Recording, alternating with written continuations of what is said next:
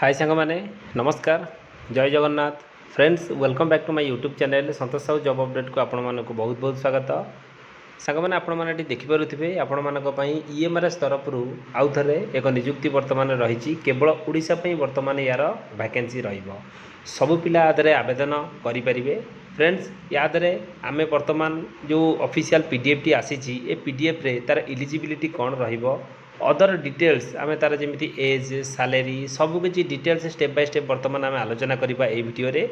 friends जदि आपण मैंने मो वीडियो रे प्रथम थर पर देखुं मो वीडियोटी को प्रथम थर पर देखुं तार मो चैनल को गोटे लाइक करूँ शेयर करूँ सब्सक्राइब करूँ पाखे ऑल बेल नोटिफिकेशन को ऑन कर रखुँ मु प्रतिदिन समस्त प्रकार गवर्नमेंट जॉब वीडियो मो चैनल अपलोड करुच्ची जार नोटिफिकेशन आपण मैंने सर्वप्रथमे पाइपर चलते फ्रेंड्स डेरी नक वीडियो को स्टार्ट करवा फ्रेंड्स वीडियोटी स्टार्ट करने पूर्व आपण मैंने देखिपे केवल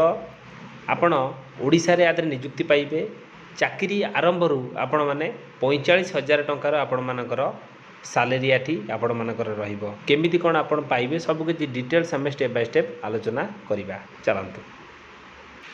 सांग मैंने बर्तमान आपण मैंने देखिपे तार जो official full PDF T open हो सारी आपण मैंने देखूँ फ्रेंड्स वैकेंसी टी आपण मानकर ईएमआरएस मालकानगिरी बर्तमान वैकेंसी रही फ्रेंड्स मुझे आपन को कहीदेवाई चाहूँगी आधे आपण मानकर जो वैकेंसी रही आपंकर पीजीटी टीजीटी यही सब पदवी में बर्तमान वैकेंसी अच्छी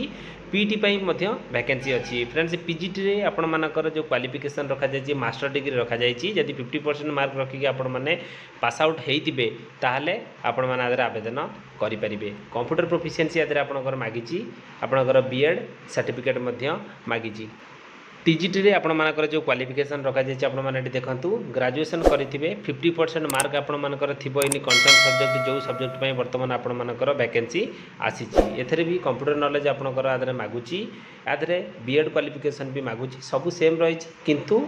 टीजीटी रे आपण मानकर सीटेड पेपर 2 बा ओएसटेड वर्तमान आपण मानकू मागुची क्वालिफाई सर्टिफिकेट जहाँ आपण मानकर पीजीटी रे आवश्यक नहीं देखंतु टीजीटी आ पीजीटी पई को पदवी रे वर्तमान वैकेंसी रही आपणकर पीजीटी इंग्लिश पई वैकेंसी रही आपणकर पीजीटी फिजिक्स पई वैकेंसी रही पीजीटी हिस्ट्री पई वैकेंसी रही PGT geography PGT economics TGT computer science पई वैकेंसी रही आपण मानकर पीटी फीमेल रे वैकेंसी रही फ्रेंड्स बर्तमान मुझे देखई दूची ये आपण मानकर केमिति कोन आवेदन हम कौन ताकू करेंगे आपण मैंने केमिति कोन आदरे निजुक्ति पाइबे देखंतु डिटेल्स नोटिफिकेशन में बर्तमान रही मुझे आपन को कहीदेवाई चाहूँगी ए पोस्ट आपण मानकर वॉक इन इंटरव्यू बेसिस रे आपण मानकू निजुक्ति मिलिबो फ्रेंड्स कॉन्ट्रैक्चुअल वैकेंसी रहिबो सीजन 25-26 पे बर्तमान आपण मानकर वैकेंसी आसीची एठी देखंतु लिखा जायछि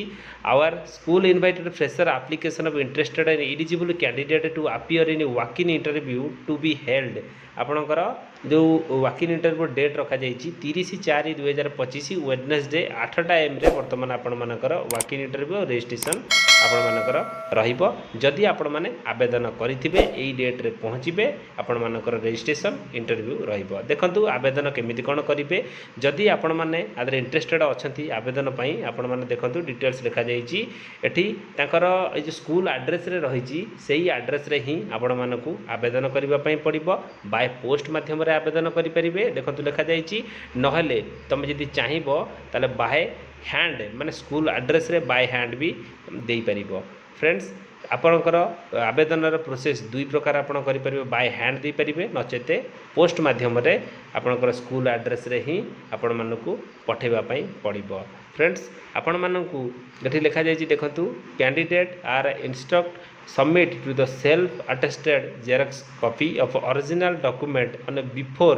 28/4/2025 पूर्वर आपण मानकू बाय हैंड कर देबे नचेते बाय पोस्ट माध्यम रे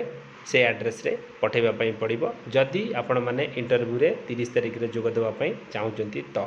यदि आपण माने चाहूचंती एथरे वॉक इन इंटरव्यू रे जोग देबा पई 30 तारिख दिन ताहले 28 तारिख पूर्वर आपण मानकू एई जो एड्रेस रे स्कूल एड्रेस रे आपण मानकू ऑफलाइन थ्रू रे आपण मानकू आवेदन करी डॉक्यूमेंट तांको पाखरे पहुँचबा पई पड़िबो जदि आपण माने इंटरेस्टेड अछंती तो आदरे